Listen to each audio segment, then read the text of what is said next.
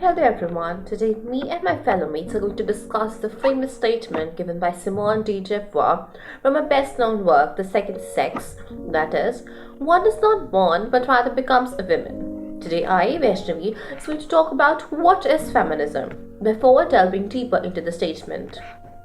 Feminism is the belief that women deserve equal social, economic, and political rights and freedoms. Over the years, feminism has focused on the issues like the right to vote, reproduction, sexual freedom, equal pay, etc. Feminist movements as a whole is concerned with the women's right and advocated for equality of sexes, challenged male dominance. Broadly speaking, there can be three varieties of feminist approaches. For example, liberal, socialist, and radical feminism. The first we're going to talk about is what is liberal feminism. It mainly emphasizes upon the equal worth of all individuals, whether male or female. Their main focus is on achieving gender equality through political and legal reforms within the liberal democratic framework. Thus, they seem more inclusive and socially progressive. They also believe that men can be an active member in the female struggle, as some of men like J.S. Mill have successfully done by advocating equal rights for feminist perspective. He says, feminist is an ideology or belief which seeks equal rights for women in every field of work. The term feminism first came in use during the period of 1890s. But the origin of the modern feminism can only be traced back to the late 17th century, surely not in its present form. Some enlightened men, like John Mill, in The Subjugation of Women 1869, Mill came up with the full-scale analysis of women's situation and advantages of society of giving them full legal and political equality as per men. Furthermore, moving ahead, we'll talk about socialist feminism. It mainly focuses upon the interconnection between the capitalism and patriarchy, as both capitalism system of production and gender-based institutionalized system of patriarchy is collectively responsible for the women's condition. They believe that the financial dependence over the males is a major cause of women's oppression and discrimination. Between 1860s and 1970s, this variant of feminism has spread widely. Gender equality can only be established by eliminating this social and economic structure. Women's liberation here is imperative to large quest for economic, social, and political issues. Now, we'll talk about radical feminism. It is a perspective which advocates for radical reordering of a male-dominating society.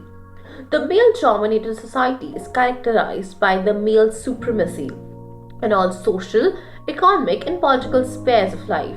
Radical feminism advocated the elimination of male supremacy, and women's experience should also be counted along with the divisions like race, class, sexual orientation. They propose that the society is basically patriarchal based upon the women's oppression by men. Patriarchy is the fundamental reason of the systematic oppression and marginalization of women in the society. Moreover, the feminists have argued that there is no necessary correlation between the biology of men and women and the qualities that are thought to be masculine and feminine. Rather, it is a child-rearing practice that tries to establish and perpetuate certain differences between the both sexes. That is, from childhood, boys and girls are trained to be in an appropriate behavior, gender-specific form of behavior, for example, bravery and confidence for masculine, and sensitivity and shyness for women, that is, feminine. And the value that society attributes to them are produced by a range of institutions and belief that socializes boys and girls differently. As Simone de Beauvoir says, one is not born but is made a woman. According to her, there is nothing natural about the sexual division of labor. The fact that men and women perform different kinds of work both within the families and outside has little to do with the biology and more to do with the ideological assumption. Only the actual process of pregnancy is biological. All the other work within the home that women must do, cooking, cleaning, looking after children, and so on. In other words, the whole range of work we may call domestic labor can be equally done by men. But this work is considered to be a woman's work. Whenever women work, they get less paid and is less valued. For example, nursing and teaching jobs are particularly at lower level and are predominantly female professions and are also comparatively ill paid in relation to other white collar jobs which the male classes take up. Feminist points out that this feminization of teaching and nursing is because such work is seen as an extension of the nurturing work that women do within the home. In today's world, feminism is the compass guiding us towards a society where everyone has equal opportunities regardless of gender. I am Anusha Nag and my roll number is 920. And today I would be talking about the relevance of feminism in the 21st century. Feminism, a movement, started with a view to equalizing men and women in each and every sphere possible.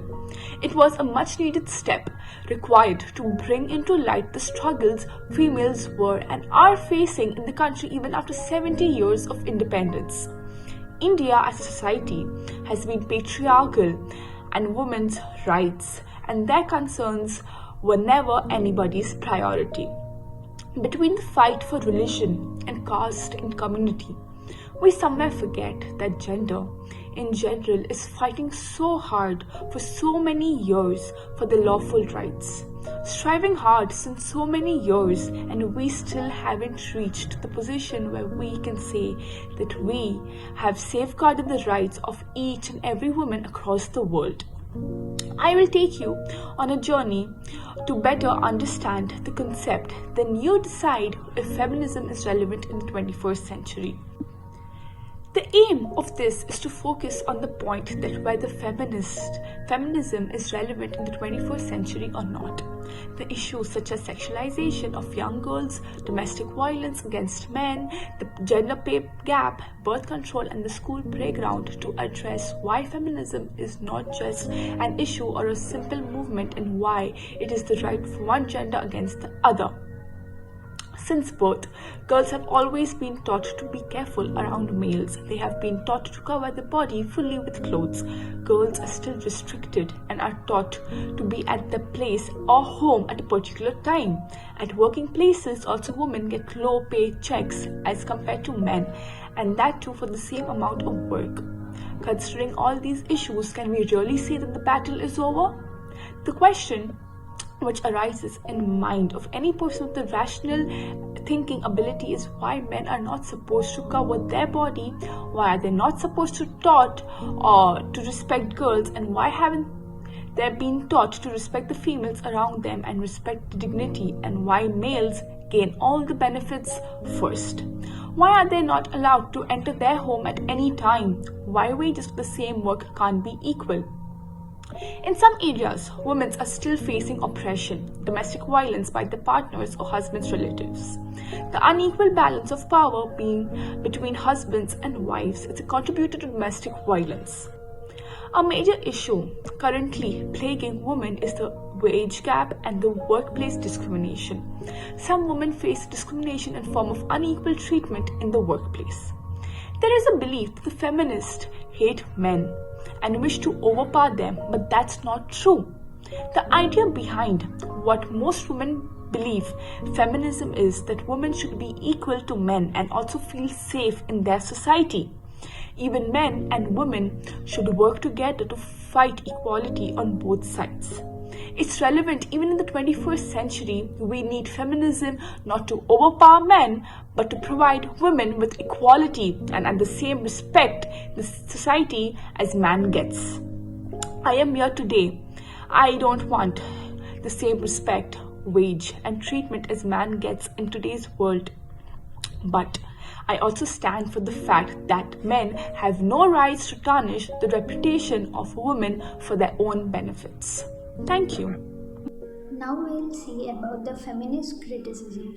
Feminist criticism especially takes issues with new critical assumptions. Feminist critics hold that rather the view the literary work as something which contains the world or is the world unto itself.